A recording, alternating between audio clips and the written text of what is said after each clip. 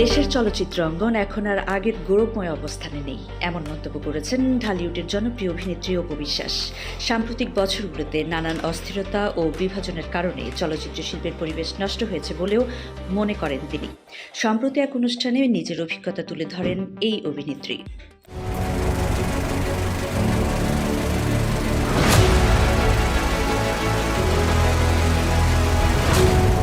দীর্ঘদিন ধরে বাংলাদেশের চলচ্চিত্রে পরিচিত মুখ অপু বিশ্বাস একসময় নিয়মিত অভিনয়ের মাধ্যমে দর্শকদের মনে জায়গা করে নিলেও সাম্প্রতিক বছরগুলোতে তাকে বড় পর্দায় খুব বেশি দেখা যায়নি।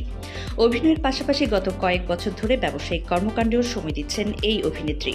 ফলে বিভিন্ন কর্পোরেট বা ব্যবসায়িক আয়োজনে তাকে দেখা গেলেও নতুন সিনেমায় উপস্থিতি তুলনামূলক কম।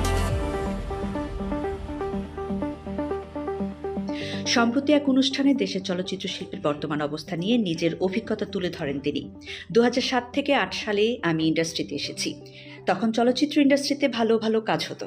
সে সময় থেকেই দর্শকদের সঙ্গে আমার ভালোবাসা তৈরি হয়েছিল। 2016 সালের পর থেকে শিল্পে অনেক নোংরামি শুরু হয়েছে।